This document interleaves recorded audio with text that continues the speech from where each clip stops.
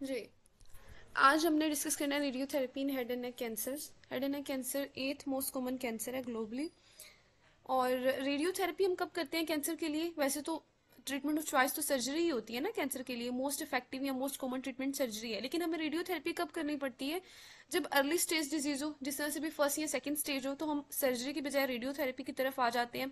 या कुछ लोग होते हैं जो कि सर्जरी के लिए सर्जिकल कैंडिडेट्स नहीं होते, यानी जो ज़्यादा एल्डरली लोग होते हैं ना, उनके लिए ये होता है कि उनको फिर सर्जरी नहीं की जाती, रेडियोथेरेपी की तरफ ले आते हैं। या वो वाले पेशेंट जो खुद रिफ्यूज करें, जो खुद कहें कि हमने सर्जरी नहीं करवानी, उनको भी फिर रेडियोथेरेपी ही करवानी पड़ती है। तो ये 3 तरह के आपने याद रखने इंडिकेशन है जब हमें रेडिएशन थेरेपी करनी है कैंसर के लिए। रेडिएशन का मतलब क्या? रेडिएशन होती है emission and propagation of energy through space और मटीरियल मीडियम। मतलब सिंपली ये कि एनर्जी इमिट हो रही है, देन वो प्रोपोगेट हो रही है थ्रू द मीडियम, तो उसको हम रेडिएशन कहते हैं। इलेक्ट्रोमैग्नेटिक रेडिएशन फर्दर 2 तरह की होती है, आयोनाइजिंग भी होती है और नॉन आयोनाइजिंग भी होती है। नॉन आयोनाइजिंग क्या होंगी? इनकी वेवलेंथ लॉन्ग होगी और इनकी एनर्जी कम होगी, ठीक है, लॉन्ग वेवलेंथ और कम एनर्जी। और जो आयोनाइजिंग रेडिएशन होंगी, इनकी वेवलेंथ शॉर्ट होगी और इनकी एनर्जी हायर होगी। सेल डैमेज कॉज करेंगे आयनाइजिंग रेडिएशन। उसके बाद आपको पता होना चाहिए कि इनका यूनिट क्या है। इनका यूनिट ग्रे है। ग्रे एक ऐसा यूनिट है एब्जॉर्ब्ड एनर्जी के लिए, यानी रेडिएशन हम कितनी दे रहे हैं, रेडियोथेरेपी हम कितनी करनी है, वो ग्रे यूनिट में हम मेजर करते हैं। 1 gray is equal to 1 joule per kg. और पहले रेडोन यूनिट यूज किया जाता था, तो 1 gray is equal to 100 radon. ये यूनिट आपने जो भी मैंने 2-3 बातें बताई हैं याद रखनी है। अब आ जाए टाइप ऑफ रेडिएशन बीम की तरफ। इनका आपको पता हो कि फोटोन बीम भी यूज होते हैं, इलेक्ट्रॉन बीम है और पार्टिकल रेडिएशन है। फोटोन बीम क्या होंगे? फोटोन होगा या एक्सरे होगी या गैमा रेज होगी, ठीक है, मोस्ट कॉमन फॉर्म यही है, फोटोन बीम भी हम यूज करते हैं। उसके बाद जो इलेक्ट्रॉन बीम है, इसका ये होता है इलेक्ट्रॉन बीम का कि ये ना रैपिड डोज बिल्डअप होते हैं, then sharp dose fall off. इसका मतलब है कि इलेक्ट्रॉन बीम जो अब हम यूज करते हैं ना, तो रैपिडली ये बिल्डअप करती है और रैपिडली फिर ये फॉल ऑफ इनका हो जाता है, तो ये इनका एडवांटेज है। इसीलिए इलेक्ट्रॉन बीम भी यूज किए जाते हैं, यानी स्कैटरिंग इनकी बहुत लिटिल होगी, जो नॉर्मल टिश्यू है उनको डैमेज बहुत कम होगा। तो इलेक्ट्रॉन बीम को हमने तब यूज करना है जब हम वाइटल स्ट्रक्चर को अवॉइड करना चाह रहे हैं, यानी हम ब्रेन में या स्पाइनल कॉर्ड में रेडिएशन थेरेपी करने लगे हैं, तो वहां पर हमारे वाइटल स्ट्रक्चर है, हमारा ब्रेन है, हमारा स्पाइनल कॉर्ड है। तो मैक्सिमम हम चाहते हैं कि मैक्सिमम जो है वो ट्यूमर पर या उधर ही इफेक्ट आए हमारे टारगेट पर, और जो नॉर्मल टिश्यूज है वो बच जाए, तो तब हम इलेक्ट्रॉन बीम यूज कर सकते हैं। पार्टिकल रेडिएशन जो है, इसमें प्रोटॉन न्यूट्रॉन पार्टिकल्स आ जाते हैं, और इनको यूजली यूज किया जाता है न्यूट्रॉन को अगर स्लाइवरी ग्लैंड्स की ट्यूमर हो। उसके बाद अब इधर आ जाए तो आपको पता चलेगा कि जो एक्सरेज और गैमा रेज है, यानी जो फोटोन बीम थे हमारे पास, इनको हम एक्सप्रेस करते हैं इनकी एनर्जी को किलोवोल्ट में या मेगावोल्ट में। और जो इलेक्ट्रॉन की एनर्जी है, ये एक्सप्रेस की जाती है मेगा इलेक्ट्रॉन वोल्ट में, ठीक है। तो एक्सरे और गैमा रे की जाती है एक्सप्रेस किलो वोल्ट में और मेगा वोल्ट में। अब डायग्नोस्टिक एक्सरे जो 20 से 50 किलो वोल्ट का होता है, उसके बाद जो सुपरफिशियल एक्सरे है वो 50 से 200 का होता है। आहिस्ता फिर इनकी एनर्जी बढ़ती जाएगी, और at the end mega voltage xray होगा जो 1 से 25 मेगा वोल्ट का होगा। मेगा वोल्ट को करंटली हम यूज करें रेडियोथेरेपी में, तो 1 से 25 मेगा वोल्ट इसकी एनर्जी होती है। अब आ जाए मैकेनिज्म ऑफ एक्शन। तो मैकेनिज्म ऑफ एक्शन रेडिएशन का बहुत आसान है। एक तो ये डीएनए को डैमेज करेगी, डीएनए स्ट्रैंड में ब्रेक करा देगी, डीएनए में म्यूटेशंस करा देगी, अपप्टोसिस करवाएगी। इसके अलावा ये हमारे जो माइटोकॉन्ड्रिया होते हैं ना, उनको डैमेज कर देती है रेडिएशन, जिसकी वजह से सेल्स की अपप्टोसिस हो जाती है। एक और काम ये करती है कि जो वाटर सराउंड कर रहा होता है डीएनए को, उस वाटर को ये आयनाइज करा देती है, जिसकी वजह से वहां पर हाइड्रोक्सल ऑक्सीजन रेडिकल्स बन जाते हैं। ये रेडिकल्स भी फिर डीएनए को डैमेज करते हैं। तो रेडिएशन किस तरह से काम करी? एक तो ये डीएनए को डैमेज करा रही है, मेनली डीएनए को किस तरह से डैमेज करा रही है, डीएनए में ब्रेक इंड्यूस करा रही है, ठीक है। इसके अलावा क्या करिए कि जो वाटर सराउंड कर रहा है डीएनए को, उसमें आयंस बना रही है, रेडिकल्स बना रहे हैं। दूसरा, ये माइटोकॉन्ड्रिया को डैमेज करिए, जिसकी वजह से अपप्टोसिस हो जाएगा। उसके बाद आपने देखना है कि रेडियो सेंसिटाइजर, रेडियो प्रोटेक्टर क्या होते हैं? रेडियो सेंसिटाइजर होते हैं इस तरह की सब्सटेंसेस जो कि टारगेट टिश्यू को ज्यादा सेंसिटाइज बना देंगी रेडिएशन के लिए। अब रेडियो सेंसिटाइजर जो होंगे उनके हमने नाम भी देखने हैं, लेकिन पहले हम देख लेते हैं कि उनका मेन एम क्या होता है। उनका मेन एम ये होता है कि हाइपोक्सिया को रिड्यूस करना, ठीक है। क्यों? क्योंकि जितना ज्यादा कोई सेल हाइपोक्सिक होगा ना, उतना ही वो कम सेंसिटाइज हो जाएगा रेडिएशन के लिए। तो रेडियो सेंसिटाइजर क्या होते हैं? They are agent which sensitize tumour cell. Tumour cell को सेंसिटाइज बना देते हैं ताकि रेडिएशन का ज्यादा इफेक्ट आए और जल्दी जो है वो ट्यूमर डिस्ट्रक्ट हो जाए। तो हाइपोक्सिया रिड्यूस करना एक वे है उसको सेल को ज्यादा सेंसिटाइज करने के लिए। जो हाइपोक्सिक सेल होते हैं वो 2.5 से 3 टाइम लेस रेडियो सेंसिटिव होते हैं, इसीलिए हमारा एम ये होता है कि हम हाइपोक्सिया को रिड्यूस करें। इसलिए हम हाइपरबैरिक ऑक्सीजन यूज करेंगे, कार्बोजन इनहेल करवाएंगे, निकोटिनामाइड यूज करेंगे। निकोटिनामाइड भी जो है ब्लड फ्लो को इंप्रूव कर देता है। गुड हीमोग्लोबिन को मेंटेन करेंगे ताकि हाइपोक्सिया ना आ सके किसी भी तरह से। जब हाइपोक्सिया नहीं आएगा, सेल के पास इनफ ऑक्सीजन होगी, इनफ ब्लड फ्लो होगा, तो सेल जो है वो ज्यादा सेंसिटिव होगा रेडिएशन के लिए। अब हमारे पास हाइपोक्सिक सेल सेंसिटाइजर भी है। अब उनके नाम जो है वो आपने याद कर लेने, न्यूमोराजा रजोल है और ट्रिपेजामीन है। अच्छा, ये अजीब से नाम है, ट्रिपेजामीन है और निमोराजोल है, तो ये आपने नाम याद कर लेने हैं। ये क्या चीजें हैं? ये फोटो सेंसिटाइजर, इनका काम क्या है? रेडियो सेंसिटाइजर इनका काम क्या है? हमारे सेल्स को, जो ट्यूमर सेल्स हैं उनको ज्यादा सेंसिटाइज कर रहे हैं रेडिएशंस के लिए, ठीक है। उसके बाद जो कीमोथेराप्यूटिक ड्रग है ये भी रेडियो सेंसिटाइजर होती है। ये भी अगर कीमोथेराप्यूटिक ड्रग दी जाए ना उस पेशेंट को रेडिएशन से पहले, तो रेडियो सेंसिटाइजर के थ्रू एक्ट करती है और ट्यूमर सेल की सेंसिटिविटी बढ़ा देती है रेडिएशन के लिए। तो सिटोक्सीमैब जो है, सिटोक्सीमैब क्या करती है? ये एक एंटीबॉडी है जिसने एक्ट करना होता है एपिडर्मल ग्रोथ फैक्टर के रिसेप्टर्स के अगेंस्ट। सिटोक्सीमैब का यहाँ पे जिक्र इसलिए किया है क्योंकि इसको ना रेडिएशन के साथ दिया जाता है। क्यों क्यों दिया जाता है? क्योंकि जो हेड एंड नेक कैंसर होते हैं ना उनमें इसी, ये जो ग्रोथ फैक्टर है ना, इसी का ओवर एक्सप्रेशन हुआ होता है। तो ये जाती है, जाके उसके रिसेप्टर को क्या कर देती है? ब्लॉक कर देती है। जब ये उसका रिसेप्टर ब्लॉक हो जाता है तो ट्यूमर का साइज कम होना शुरू हो जाता है, जिसकी वजह से हमारे लिए आसान हो जाती है रेडियोथेरेपी करनी। तो सिटोक्सीमैब क्या करती है? एपिडर्मल ग्रोथ फैक्टर के रिसेप्टर को ब्लॉक करती है और इसको रेडिएशन के साथ यूज किया जाता है। तो अब आपने याद करना है कि रेडियो सेंसिटाइजर कौन कौन से एजेंट हो सकते हैं। दो तो मैंने आपको यहाँ पर बताया, न्यूमोराजोल और ट्रिपेजामीन। उसके अलावा जो कीमोथेराप्यूटिक ड्रग है जैसे सिटोक्सीमैब हमने देखी है, ये भी हम यूज करते हैं, इसको रेडिएशन के साथ देते हैं। और एम हमारा ये भी है कि हमने हाइपोक्सिया रिड्यूस करना है। कुछ होते हैं रेडियो प्रोटेक्टर। अब रेडियो प्रोटेक्टर क्या होते हैं? ये जो हमारे नॉर्मल सेल्स है ना उनको प्रोटेक्ट करेंगे रेडिएशन से। मतलब रेडियो सेंसिटाइजर क्या कर रहे थे कि ट्यूमर सेल को ज्यादा सेंसिटाइज कर रहे थे, और रेडियो प्रोटेक्टर क्या करेंगे कि जो नॉर्मल सेल है ना उनको प्रोटेक्ट करेंगे। तो रेडियो प्रोटेक्टर क्या करेंगे? डैमेज को रिड्यूस करेंगे। नॉर्मल टिश्यूज पे कैसे रिड्यूस करेंगे? ये फ्री रेडिकल को खत्म कर देंगे। अब इनमें बहुत सिंपल सी चीजें आ जाती है, जैसे विटामिन ए है, सी है, ई है, लिपोइक एसिड है, ग्लूटाथायोन है। ये सब वो सब्सटेंसेज है जो क्या करती है? फ्री रेडिकल्स को खत्म करती है। तो ये रेडियो प्रोटेक्टर हो जाएंगे। उसके बाद रेडिएशन फ्रैक्शनेशन क्या होती है? यानी हम फ्रैक्शन में डिवाइड कर दें रेडिएशन को। ये कॉन्सेप्ट आपने समझना है गौर से, फिर हम इसको यहाँ से रीड करते हैं। अच्छा, यूजुअली क्या होता है कि कन्वेंशनल रेडियोथेरेपी में क्या होता है कि हमें पता होता है कि हमने रोज की इतनी डोज देनी है। लेट्स सपोज हमने रोज की 2 ग्रे पर डे हम डोज दे रहे हैं, ठीक है, ये हमें पता है कि 2 ग्रे पर डे हमने डोज देनी है। और उसके बाद हमने पूरा कोर्स इस तरह से चलाना है कि 5 डेज इन अ वीक हमने रेडिएशन थेरेपी देनी है। अब हम इसकी फ्रैक्शनेशन कर लें, यानी इसको फ्रैक्शन में डिवाइड कर लें, तो हम ये कर सकते हैं कि इसकी 2 फ्रैक्शन बना लें। 2 फ्रैक्शन पर डे दें, एक फ्रैक्शन में हम 1 ग्रे पर डे। मतलब हमने उसको डोज को थोड़ा कम कर लिया। अब टाइम उतना ही लगेगा जितना कन्वेंशनल रेडियोथेरेपी में लगता है ना, टाइम इसमें भी उतना ही लगेगा कि हमें 5 डेज पर वीक देना पड़ेगा और पर डे सिर्फ 2 ग्रे जा रहा है। लेकिन हमने उसका फ्रैक्शन बना लिया, उसको 2 फ्रैक्शन में डिवाइड कर लिया कि 2 फ्रैक्शन हम एक दिन में देंगे 1 ग्रे यूनिट की। इससे क्या होगा कि थोड़ा डैमेज कम होता है। ये तो होती है आपके पास फ्रैक्शनेशन। एक और अब चीज होती है एक्सेलरेटेड। एक्सेलरेटेड में हम क्या करते हैं? उसमें भी हम फ्रैक्शन से बनाते हैं, लेकिन उसमें हम डोज थोड़ा इंक्रीज कर देते हैं। लाइक पहले 2 ग्रे पर यूनिट, कन्वेंशनल में हम 2 grey per unit per day they रहे थे, और इसमें हम फ्रैक्शनेशन में हम ये कर रहे थे कि 1 ग्रे पर फ्रैक्शन दे रहे थे, और इसमें भी 2 ग्रे पर डे ही था। लेकिन एक्सेलरेटेड में हम ये करेंगे कि हम एक जो फ्रैक्शन देंगे ना वो लेट्स सपोज के देंगे 1.8 ग्रे की या 1.7 की या 1.5 ग्रे पर फ्रैक्शन देंगे।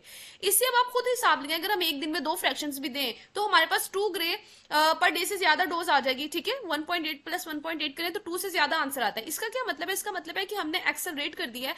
अब इससे जो डोज है ना वो भी इंक्रीज हो जाएगी। इसका ये जो चीज है ये इसलिए किया गया था ताकि टाइम थोड़ा कम लगे रेडिएशन थेरेपी के लिए, लेकिन इसके बाद में एडवर्स इफेक्ट ज्यादा देखे गए हैं, तो इसीलिए अब इसको इतना यूज नहीं करना था। तो कन्वेंशनल में क्या है कि कन्वेंशनली हम उसको जितनी भी हमने रेडियोथेरेपी का शेड्यूल बनाना है वो बनाएंगे, लेकिन हाइपर फ्रैक्शनेशन में हम क्या करेंगे कि उसको फ्रैक्शन में डिवाइड कर लेंगे। फ्रैक्शन में इस तरह से डिवाइड करेंगे लाइक हम 2 फ्रैक्शंस पर डे दे रहे हैं, लेकिन टाइम उतना ही लगेगा।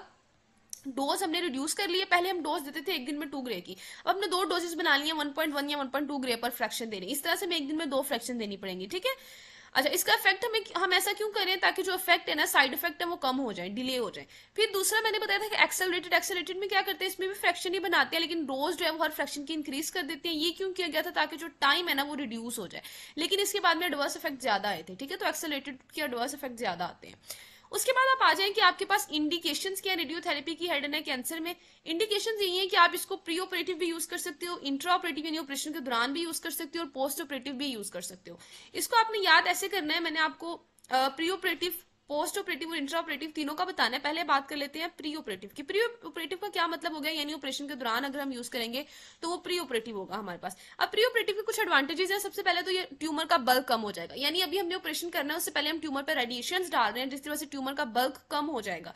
दूसरा ये क्या करेगी, जो अगर मेटास्टेसिस वहां पर हुई हुई है रीजन में, कोई लिम्फेटिक्स की तरफ या ब्लड वेसल की तरफ ट्यूमर गया हुआ है मेटास्टेसिस के लिए, तो वो खत्म हो जाएगा, क्योंकि ये सील कर देगी रेडिएशन, मेटास्टेसिस को सील कर देगी, लिम्फेटिक्स को सील कर देगी, ब्लड वेसल्स को सील कर देगी, ठीक है। इसके अलावा ये डिस्टेंट मेटास्टेसिस को भी प्रिवेंट करेगी, लिम्फेटिक्स को ब्लॉक करेगी, जिसकी वजह से डिसैमिनेशन जो है ट्यूमर का नहीं होगा ड्यूरिंग सर्जरी। पहले तो ये लिम्फेटिक्स को ब्लॉक करके मेटास्टेसिस को प्रिवेंट करिए, उसके बाद ये लिम्फेटिक्स को ब्लॉक करिए। इसका एक फायदा हमें ये भी है कि ड्यूरिंग द सर्जरी भी डिसैमिनेशन नहीं हो सकती ट्यूमर की, ठीक है। उसके बाद ये क्या करिए, ये जो ट्यूमर है ना वो ज्यादा अच्छा ही रिस्पॉन्स करेंगे सर्जरी के लिए रेडिएशन के बाद भी, क्योंकि रेडिएशन जो है ये ऑक्सीजनेशन को डिस्टर्ब नहीं करती, ठीक है। तो ये आपने चीज याद रखनी है कि रेडिएशन का और सर्जरी का इंटरवल तकरीबन 6 वीक जो है इतना होना चाहिए, ठीक है। तो इससे ज्यादा नहीं होना चाहिए, 6 वीक तक ही डिस्टेंस होना चाहिए रेडिएशन का और सर्जरी का, वरना फिर अगर 6 वीक से ज्यादा हम गैप ले लेंगे तो फिर हो सकता है जो प्री ऑपरेटिव एडवांटेजेस है ये हमें हासिल ना हो, ठीक है। तो एडवांटेजेस इसके देख लिए, लेकिन इसके कुछ डिसएडवांटेजेस भी हो सकते हैं प्री ऑपरेटिव के। एक तो ये डिसएडवांटेज है कि वर्टेलिटी ऑफ टिश्यू को डिक्रीज कर देती है, जिसकी वजह से पोस्ट ऑपरेटिव कॉम्प्लिकेशन ज्यादा आ सकती है, लाइक वोंड हीलिंग जो है वो थोड़ी डिले होगी, नेक्रोसिस हो सकता है, फिस्टुला फॉर्मेशन हो सकता है। तो ये चीजें जो है इसकी डिसएडवांटेज है कि वर्टेलिटी ऑफ टिश्यू को इसने डिक्रीज कर दिया। अब पोस्ट ऑपरेटिव रेडिएशन क्या होती है कि अगर हम पोस्ट ऑपरेटिव यूज करें, यानी कि ऑपरेशन के बाद, पहले हमने सर्जरी की, उसके बाद क्या करें, उसके बाद हम जो है वो रेडिएशन यूज करें। इसकी इंडिकेशन क्या है, अगर स्टेज 2 या नहीं 3 या 4 का कैंसर होना तो आप सर्जरी तो कर देते हो, लेकिन उसके बाद आप थोड़ी देर के लिए रेडिएशन भी यूज करते हो, ठीक है। एक इसकी इंडिकेशन है अगर स्टेज ज्यादा हो 3-4 हो, दूसरी इसकी इंडिकेशन है कि आपने सर्जरी कर दी लेकिन उसके बाद भी पॉजिटिव मार्जिन था, यानी उसके बाद भी कैंसर का थोड़ा बहुत टिश्यू अंदर नजर आ रहा था, लेयन में नजर आ रहा था, तब भी आप पोस्ट ऑपरेटिव रेडिएशन यूज कर सकते हो। इसके एडवांटेजेस क्या है कि ये ज्यादा इफेक्टिव होती है क्योंकि ट्यूमर का बल्क पहले रिड्यूस कर दिया गया, पहले रिमूव कर दिया गया, अब हम रेडिएशन दे रहे हैं तो ये ज्यादा इफेक्टिव है। और अब इसकी पोस्ट ऑपरेटिव कॉम्प्लिकेशंस भी नहीं आएंगी, सर्जरी के बाद जो कॉम्प्लिकेशंस आनी थी वो नहीं आएंगी, क्योंकि सर्जरी के बाद हमने रेडिएशन यूज किए हैं, जिसकी वजह से वहां पे जो ब्लड वेसल है, लिम्फेटिक वगैरह है वो सील हो जाएंगी, तो जो पोस्ट ऑपरेटिव कॉम्प्लिकेशंस आनी थी वो नहीं आएंगी, ठीक है। और जो रेजिडुअल ट्यूमर है, इन द ट्यूमर बच जाते हैं या रिकरेंस हो जाती है ट्यूमर की, उनके लिए भी इसका बहुत फायदा है पोस्ट ऑपरेटिव में। अगर डिसएडवांटेजेस देखने हैं तो इसके डिसएडवांटेजेस ये हैं कि एक तो ब्लड सप्लाई अफेक्टेड हो चुकी होती है, सर्जरी जब हम करते हैं तो ब्लड सप्लाई अफेक्टेड हो जाती है, इसलिए पोअर रिस्पॉन्स इसका शो हो सकता है। उसके अलावा अब ट्यूमर सेल जो है वो पहले ही सिक्वीज हो चुके हैं, कुछ थोड़े बहुत ट्यूमर सेल सर्जरी के टाइम पर चले गए हैं ब्लड वेसल में, लिम्फेटिक्स में, तो उनकी वजह से डिस्टेंट मेटास्टेसिस हो सकती है।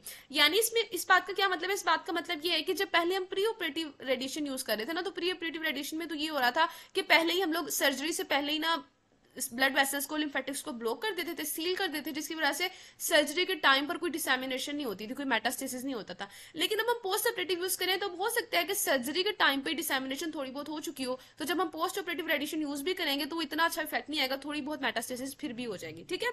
ये इसका डिसएडवांटेज। अब इंट्रा ऑपरेटिव की बात करें तो इंट्रा ऑपरेटिव होता है कि सर्जरी के साथ ही at the time of surgery radiation को यूज किया जाए, और इसमें जो है वो ऐसा इफेक्टिव एडवांटेज या डिसएडवांटेज कोई याद करने वाले नहीं है, ठीक है। चले, ये हमने देख लिया। उसके बाद अब वापस चलते हैं बुक की तरफ, और अब हमने जो चीज करनी है that is types of radiotherapy. Types of radiotherapy में आपको सिर्फ नाम आने चाहिए, नाम आपने याद कर लेना। कन्वेंशनल हो सकती है, 3 डायमेंशनल कन्फर्मल रेडिएशन थेरेपी हो सकती है, इंटेंसिटी मॉड्यूलेटेड रेडिएशन थेरेपी है, उसके बाद इमेज गाइडेड रेडिएशन थेरेपी है, stereotactic body radiation therapy, stereotactic radio surgery है, अडॉप्टिव रेडियोथेरेपी है, ठीक है। इनके नाम याद कर लेने आपने। अब हम देख लेते हैं proton therapy. Proton therapy important है। प्रोटोन थेरेपी हम कब यूज कर रहे होते हैं, ये हमने तब यूज करनी है जब हम बहुत ज्यादा अपने वाइटल टिश्यूज में रेडिएशन यूज करने लगे, क्रिटिकल टिश्यूज में, वाइटल टिश्यूज में, लाइक ब्रेन है, स्पाइनल कोड है।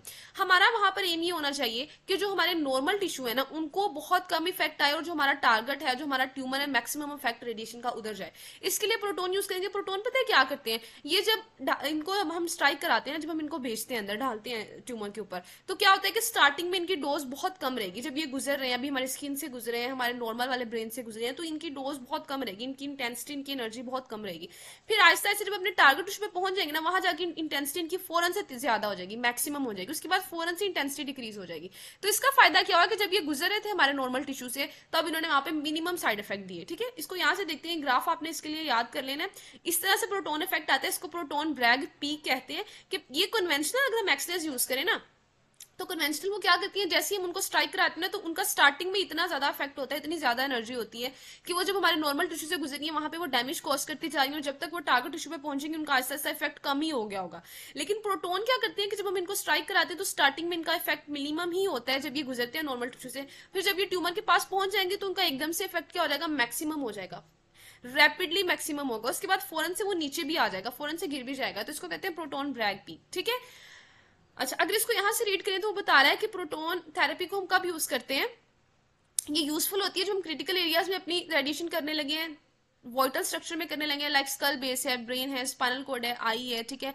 इसके अलावा लंग, प्रोस्टेट, ब्रेस्ट ट्यूमर में भी हम प्रोटोन थेरेपी को यूज करते हैं। इसमें होता है कि इसके ब्रैग पीक इफेक्ट होता है, जो मैंने आपको पहले दिखाया है कि शार्प इंक्रीज होगा डोज में, उसके बाद अब्रप्ट फॉल हो जाएगा। और ये शार्प इंक्रीज कब होगा? जब वो अपनी एंड के पास पहुंचेगा, अपने एंड पर आएगा, एंड ऑफ रेंज पर आएगा, यानी ट्यूमर के पास आएगा, तो शार्पली वो इंक्रीज करेगा डोज, बाद में अब्रप्टली फॉल कर जाएगा, ठीक है। अच्छा, ये जो प्रोटोन है हमारे पास आते कहाँ से? हाइड्रोजन गैस से हम बनाते हैं। हाइड्रोजन गैस को पहले डीआयोनाइज करते हैं, डीआयोनाइज वाटर से हाइड्रोजन गैस हमारे पास आती है, ठीक है। वाटर को डीआयोनाइज किया तो हाइड्रोजन गैस हमारे पास आ जाएगी। इसको अब हाइड्रोजन गैस के प्रोटोन ही है ना, इसको फिर हम यूज करेंगे प्रोटोन थेरेपी में। उसके बाद जो चीज है नेक्स्ट, कॉन्करेंट कीमोथेरेपी आ जाती है। कॉन्करेंट का मैंने आपको स्टार्टिंग में ही बताया था कि अगर रेडिएशन को और कीमोथेरेपी को हम एक साथ यूज करें तो उसको कॉन्करेंट कहते हैं। इसमें एक हमने सिटोक्सीमैब पहले पढ़ी थी। सिटोक्सीमैब क्या करती है कि जो आपके पास होते हैं ना एपिडर्मल ग्रोथ फैक्टर, उसके रिसेप्टर को ब्लॉक कर देती है। इसके अलावा सिस्प्लाटिन जो है ये बहुत कॉमन एजेंट है जिसको हम रेडिएशन के साथ यूज करते हैं। कार्बोप्लेटिन है, पैक्लिटेक्सिल है, फ्लोरोयूरासिल है, हाइड्रोक्सीयूरिया, ये सारी वो ड्रग्स है जिनको हम रेडिएशन के साथ यूज करते हैं। ब्रेकीथेरेपी क्या होती है? ब्रेकीथेरेपी की होती है कि हम जो रेडिएशन का सोर्स है ना उसको ट्यूमर के बिल्कुल पास रख दें या ट्यूमर के ऊपर रख दें। अब इसमें क्या होगा कि उसको रेडिएशन मिलती जाएंगी और ये रेडिएशन अब उस तक वायर्स के जरिए पहुंच रही है, ठीक है। तो उसको ब्रेकीथेरेपी कहते हैं। तो ये रेडियोथेरेपी की फॉर्म है। इसमें क्या करते हैं? रेडिएशन सोर्स को सील करके इनसाइड द ट्यूमर रख देते हैं या क्लोज द ट्यूमर। जैसे आपको यहाँ पे नजर आ रही है, लिप कैंसर के लिए रखा गया है, ठीक है, क्लोज द ट्यूमर या इनसाइड द ट्यूमर। उसके बाद क्या होगा? ये यूजुअली T1 T2 ट्यूमर्स के लिए, रिकरेंट ट्यूमर्स के लिए किया जाता है। लिप के जो कैंसर होते हैं, नेजोफेरेंक्स के कैंसर होते हैं, सही है। उसके बाद क्या होगा? रेडिएशन जो है वो ट्यूमर तक किस तरह से पहुंच रही है? थिन ट्यूब्स के जरिए वो ट्यूमर तक रेडिएशन जो पहुंच रही है। अच्छा, उसके बाद आपने ब्रेकीथेरेपी को भी देख लिया। अब न्यूप्लाज्म के उसने नाम बताया हेड एंड नेक में जिनके लिए हम रेडियोथेरेपी यूज करते हैं। इसमें सबसे पहले कोस्टिक न्यूरोमा आ जाता है। कोस्टिक न्यूरोमा आप लोगों ने पढ़ा है ईयर में कि ये जो सिंपल ट्यूमर है सेरिबेलोपोंटाइन एंगल का, शवान सेल से ये अराइज करता है, हमारी ब्रेन स्टेम को इफेक्ट कर सकता है, नर्व्स को इफेक्ट कर सकता है। उसके अलावा क्लोरोमा है। क्लोरोमा क्या एक्स्ट्रा मिडलरी ट्यूमर होते हैं जो अर्ली माइलॉइड प्रिकर्सर से बन रहे हैं, यानी माइलॉइड ल्यूकीमिया, माइलॉइड सेल से बनते हैं जो क्लोरोमा है। कोडोमा जो है ये प्रीमिटिव नोटोकॉर्ड से बनते हैं। उसके बाद ये एस्थेसियो न्यूरोब्लास्टोमा है, ये ऑल्फैक्टरी एपिथेलियम से आता है, ठीक है। ऑल्फैक्टरी एपिथेलियम से ओरिजिनेट करते हैं। जो ग्लोमस ट्यूमर है इनको हमने स्टडी किया था, मिडल ईयर के ट्यूमर है जो कि क्या करेंगे, यहाँ टिम्पैनिक नर्व जो कैप्सन से आते हैं या ऑरिकुलर ब्रांच ऑफ आर्नल्ड से आते हैं, इसमें पैरागैंग्लियोनिक ट्यूमर होते हैं। हीम एंजियोब्लास्टोमा है, हीम एंजियो पेरिसाइटोमा है, जुवेनाइल नेजोफ्रेंजियल एंजियोफाइब्रोमा। तो ये सारे ट्यूमर जो इनके नाम आपने देख लेने हैं। और नेजल लिम्फोमा होता है। साइड इफेक्ट पर आज रेडिएशन के साइड इफेक्ट क्या हो सकते हैं, इसमें ये टेबल याद करना है। कुछ अर्ली साइड इफेक्ट आते हैं, कुछ लेट आते हैं। अर्ली की अगर बात करें तो रेडिएशन सिकनेस हो जाती है। रेडिएशन सिकनेस क्या होता है? भूख नहीं लगती, नोजिया, वोमिटिंग होती है। उसके बाद म्यूकोसाइटिस हो सकता है, जीरोस्टोमिया हो सकता है, स्किन रिएक्शंस आते हैं लाइक एरिदीमा वगैरह, लेरेंजियल एडीमा हो सकता है। लेरेंजियल एडीमा के बाद कैंडिडा की इन्फेक्शन हो सकती है, हीमेटोपोइटिक सप्रेशन हो सकती है, क्योंकि रेडिएशन जो है ये ट्यूमर सेल पे तो इफेक्ट डाल रही है। इसके अलावा जो बाकी हमारी बॉडी में रैपिडली डिवाइडिंग सेल हैं, जैसे हमारे स्किन सेल्स होते हैं, हमारे जो है वो बोन मैरो के सेल्स होते हैं, उनको भी रेडिएशन जो है वो सप्रेस कर देते हैं। इसी वजह से जीरोस्टोमिया, म्यूकोसाइटिस हो रहा है, स्किन रिएक्शन आ रहे हैं, और इसी वजह से हीमेटोपोइटिक सप्रेशन भी हो रही है। और last one acute transverse myelitis. तो ये अर्ली वाले याद रखने हैं, रेडिएशन सिकनेस है, म्यूकोसाइटिस है, जीरोस्टोमिया, स्किन रिएक्शन है, लेरेंजियल एडीमा, कैंडिडा के इन्फेक्शन हो सकते हैं, एक्यूट ट्रांसवर्स माइलाइटिस हो सकता है। अगर लेट इफेक्ट्स की बात करें तो लेट सबसे पहले तो जीरोस्टोमिया परमानेंट हो सकता है, स्किन चेंजेस आ सकती हैं। अब स्किन चेंजेस जो अर्ली में आ रहे थे वो तो सिंपल एरिदीमा वगैरह था, लेकिन जो लेट में आ रहे हैं वो एट्रोफी हो सकती है, स्किन की फिब्रोसिस हो सकती है, डिकेइंग ऑफ टीथ याद रखना है, ओस्टियो रेडियो नेक्रोसिस हो सकती है, बोन्स की कार्टिलेज की नेक्रोसिस हो सकती है, ट्रिस्मस हो सकता है, ट्रांसवर्स माइलाइटिस हो सकता है। रेडिएशन रेटिनोपैथी, रेटिना को अफेक्ट करिए, कैटरेक्ट भी करवा सकती है, एंडोक्राइनल डेफिसिट हो सकता है, सीरोसोटाइटिस मीडिया, रेडिएशन इंड्यूस्ड मेलिग्नेंसी भी, मतलब हम कैंसर को मारने के लिए रेडिएशन यूज करें और रेडिएशन खुद से भी एक मेलिग्नेंसी अराइज करा सकती है, और ब्रेन इंजरी। तो ये याद करने वाली चीजें, इनमें समझने वाला कुछ नहीं है, इनको आपने एक दो दफा पढ़ना है, आपको ये याद हो जाएंगे इंशाल्लाह।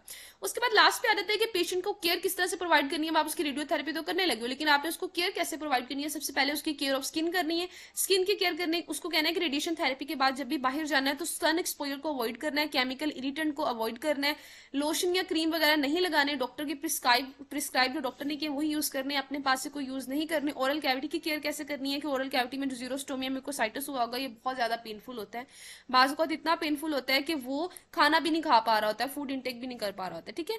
तो ओरल हाइजीन उसको कहना अपनी मेंटेन रखनी है, गार्गलिंग करनी है, माउथ रिंस करना है। गार्गलिंग के लिए जो गार्गल्स यूज करने हैं ना ये भी नॉन अल्कोहल होने चाहिए, उसके अलावा मतलब ये सारी जो जनरल चीजें ना, इनमें मुश्किल तो कुछ भी नहीं है। सॉफ्ट ब्रश यूज करना है, फ्लोराइड जेल अप्लाई करते रहना है दांतों पे ताकि टूथ डिके ना हो, क्योंकि हमने यहाँ पर देखा था इसका एक लेट इफेक्ट होता है डिकेइंग ऑफ टीथ, तो उसको कहना है फ्लोराइड जेल अप्लाई करता रहे।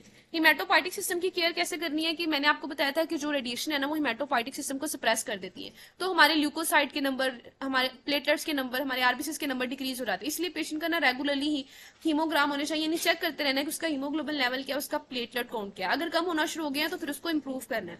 इन्फेक्शन की केयर करनी है, बिकॉज अगर व्हाइट ब्लड सेल का नंबर कम हो गया तो उसको बहुत ज्यादा इन्फेक्शन हो सकते हैं, क्योंकि रेडिएशन के दौरान, रेडियोथेरेपी के दौरान पेशेंट इम्यूनोसप्रेस हुआ होता है, इसीलिए उसको इन्फेक्शन से बचाना है। न्यूट्रिशन की केयर करनी है। मैंने बताया कि म्यूकोसाइटिस बाजू का इतना पेनफुल होता है कि वो फूड इंटेक उसका कम हो जाता है, जिसकी वजह से वो उसका मेल न्यूट्रिशन की तरफ जा सकता है। तो उसको कहना है कि भाई अगर उसे नहीं खाया जा रहा तो ब्लेंडेड लिक्विड यूज करे, सेमी सोलर डाइट यूज करे, लेकिन उसने कुछ ना कुछ खाना जरूर है। बाज का ट्यूब फीडिंग या परक्यूटेनियस एंडोस्कोपी गैस्ट्रोटमी भी करनी पड़ सकती है। साइकोलॉजिकल और इमोशनल भी पेशेंट को इस वक्त सपोर्ट की जरूरत है, और हॉस्पिटल एडमिशन भी किया जा सकता है अगर पेशेंट की कंडीशन स्वेयर हो, स्वेयर इन्फेक्शन हो। उसके बाद आपका नेक्स्ट चैप्टर जो है कीमोथेरेपी है। कीमोथेरेपी में ऐसा कुछ भी नहीं है, बहुत ज्यादा आसान है। टाइप्स आपको आनी चाहिए कीमोथेरेपी। पैलिएटिव कीमोथेरेपी क्या होती है कि हम साइटोटॉक्सिक ड्रग को यूज करते हैं, कॉम्बिनेशन में यूज करते हैं, सिंगल यूज करते हैं। हम क्यों कीमोथेरेपी को यूज करें, रिकरेंट कैंसर को या मेटास्टेटिक कैंसर को या एडवांस कैंसर को ट्रीट करने के लिए। अब एंटीरियर कीमोथेरेपी और पोस्टीरियर कीमोथेरेपी में डिफरेंस आपसे पूछा जा सकता है। तो एंटीरियर कीमोथेरेपी होती है अगर रेडिएशन से पहले कीमोथेरेपी दी जाए तो वो एंटीरियर है, अगर रेडिएशन के बाद दी जाए तो वो पोस्टीरियर कीमोथेरेपी। बाजुकात सिमुलटेनियसली भी दी जाती है रेडिएशन के साथ ही, जैसे हमने लास्ट चैप्टर में देखा प्लाटीन थी, सिटोक्सीमैब थी, इसको हम सिमुलटेनियसली देते हैं।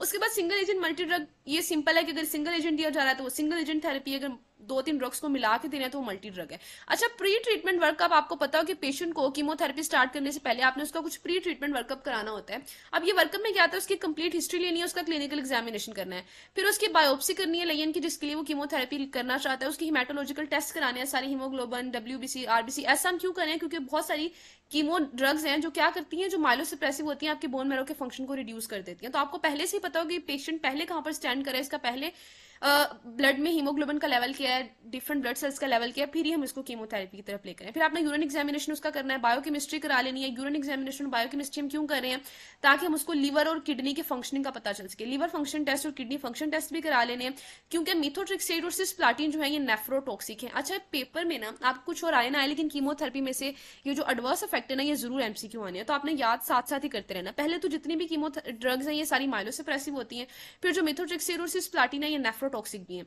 अच्छा, यूरिन एग्जामिनेशन के बाद बायोकेमिस्ट्री के बाद पेशेंट की इमेजिंग टेक्निक यानी एक्सरे टेस्ट भी कराना है, सीटी स्कैन भी कराना है। एक्सरे टेस्ट हम क्यों करा रहे हैं, क्योंकि जो ब्लियोमाइसिन है ना ये इंटरस्टिशियल पल्मोनरी फिब्रोसिस करा देती है। अब आप लोगों ने थर्ड ईयर में भी जब फार्मा में हमने डिफरेंट ड्रग्स पढ़ी थी वहां पे भी हमने ये सारे एडवर्स इफेक्ट पढ़े थे कि ब्लियोमाइसिन जो है ये पल्मोनरी फिब्रोसिस करा देती है। उसके पल्मोनरी फंक्शन टेस्ट भी कराने, वो भी ब्लियोमाइसिन के लिए कराने। ब्लियोमाइसिन क्योंकि लंग्स को इफेक्ट करती है, उसकी ईसीजी करानी है। ये इतना इंपॉर्टेंट एमसीक्यू पॉइंट है कि जो एड्रियामाइसिन है ना ये आपके हार्ट को इफेक्ट करती है, इसीलिए ईसीजी करवा लेनी, उसकी ऑडियोग्राम भी करा लेना, बिकॉज सिस्प्लाटिन क्या करती है, हेयरिंग लॉस काज कर देती है।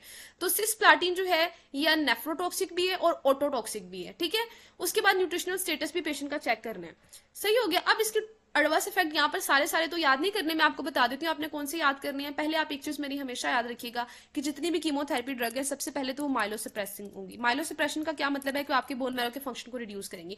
उसके बाद एलोपीकिया तकरीबन सारी ही कराएंगी। क्योंकि एलोपीकिया क्यों हो रहा है, क्योंकि जितने भी हमारे रैपिडली डिवाइडिंग सेल्स है ना बॉडी में, कीमो ड्रग्स ने जाके उन पर इफेक्ट करना है। सिर्फ कैंसर वाले सेल पे इफेक्ट नहीं करना, हमारी बोन मैरो में रैपिडली डिवाइडिंग सेल है तो इन्होंने उस पर भी इफेक्ट करना है। हमारे स्किन में रैपिडली डिवाइडिंग सेल है तो उस पर भी इफेक्ट करना है। हमारे जो जीआईटी में सेल है उन पे, मतलब जहां पे भी सेल डिवाइड ना सब पे इफेक्ट करना है। म्यूकोसाइटिस भी तकरीबन जितनी भी आप ड्रग्स पढ़ोगे ना कीमो ड्रग्स वो सारी कराएंगी। एलोपीकिया, म्यूकोसाइटिस, माइलोसप्रेशन, ठीक है। उसके बाद नोजिया वोमिटिंग, ये तो इतना ज्यादा इंपॉर्टेंट है कि जितनी भी हमारी कीमो ड्रग होती है ना ये सारी नोजिया वोमिटिंग करा देती है। तो ये वाले ड्रग के इफेक्ट है जो आप तकरीबन हर ड्रग में देखोगे, लेकिन कुछ स्पेसिफिक है जो कि आपने याद रखने, जैसे ब्लियोमाइसिन का हम देख रहे थे कि पल्मोनरी फिब्रोसिस करा देती है। उसके बाद मिथोट्रिक्सेट का देखा था कि जो मिथोट्रिक्सेट है ना ये रीनल और हिपैटिक टॉक्सिसिटी कराती है, इसीलिए हम उसका लीवर फंक्शन टेस्ट करा रहे थे, क्योंकि जो मिथोट्रिक्सेट और सिस्प्लाटिन है ये दोनों ही नेफ्रोटॉक्सिक है। तो ये हेपेटोटॉक्सिक भी है मिथोट्रिक्सेट और रीनल टॉक्सिक भी है, ठीक है। अच्छा, उसके बाद जो है ये मैक्यूलोपेपुलर रैश भी बना देती है, इसको एम से याद रख लें। फ्लोरोयूरेसिल की बात करें तो माइलोसप्रेशन तो मैंने कहा सब नहीं कराना है, लेकिन फ्लोरोयूरेसिल का जो याद रखने वाला इफेक्ट है वो इसके स्किन पे बहुत ज्यादा इफेक्ट आते हैं।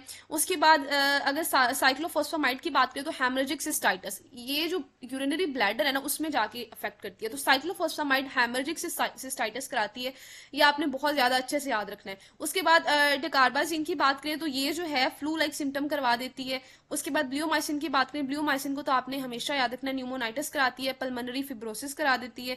उसके बाद अगर एड्रियामाइसिन की बात करें, एड्रियामाइसिन कार्डियोटॉक्सिक होती है, इसीलिए हमने ईसीजी पेशेंट की कराई थी। एक्टिनोमाइसिन की बात करें तो एक्टिनोमाइसिन का ऐसा कोई इफेक्ट है नहीं जो याद रखने वाला है, बाकी ऐसे इफेक्ट नहीं है। विनक्रिस्टिन की बात करें, विनक्रिस्टिन जो है ये न्यूरोटॉक्सिक होती है, तो विनक्रिस्टिन न्यूरोटॉक्सिक है। और जो मैंने आपको बताई थी एड्रियामाइसिन ये कार्डियोटॉक्सिक है, और जो मिथोट्रिक्सेट है ये हेपेटोटॉक्सिक है, ठीक है। उसके बाद सिस्प्लाटिन की बात करते हैं, सिस्प्लाटिन रिनल टॉक्सिसिटी भी करवा देती है, और सिस्प्लाटिन जो है ये हिमेटोलॉजिक भी है। उसके अलावा सिस्प्लाटिन का जो, नहीं हिमेटोलॉजिक तो सारी ही होती है ना, हिमेटोलॉजिक को हम रहने देते हैं, हिमेटो क्योंकि माइलोसप्रेशन सबने करानी है। सिस्प्लाटिन रिनल टॉक्सिसिटी और सिस्प्लाटिन ऑटोटॉक्सिसिटी भी है, इसीलिए हमने उसके हेयरिंग टेस्ट भी करवाए थे पेशेंट के, क्योंकि सिस्प्लाटिन जो है ये ऑटोटॉक्सिक भी है। फिर पैक्लिटेक्सिल का भी ऐसा कोई याद रखने वाला नहीं है, पेरिफेरल न्यूराइटिस आप देख लें, ठीक है। तो ये जो हाईलाइट मैंने करवाए हैं ये फैक्ट आपने बहुत अच्छे से याद रखने हैं। बाकी सारी की सारी कीमोथेरेपी ड्रग माइलोसप्रेशन कराती हैं, सारी की सारी एलोपीकिया कराती हैं, म्यूकोसाइटस नोजिया वोमिटिंग कराती हैं, एनीमिया करा देंगी, ठीक है, थ्रोम्बोसाइटोपिनिया करा देंगी। तो ये सारे इफेक्ट जो है ये सारी ड्रग्स के साथ आते हैं। नेक्स्ट फिर हम वीडियो में बात करेंगे HIV इन्फेक्शन की, इंशाल्लाह।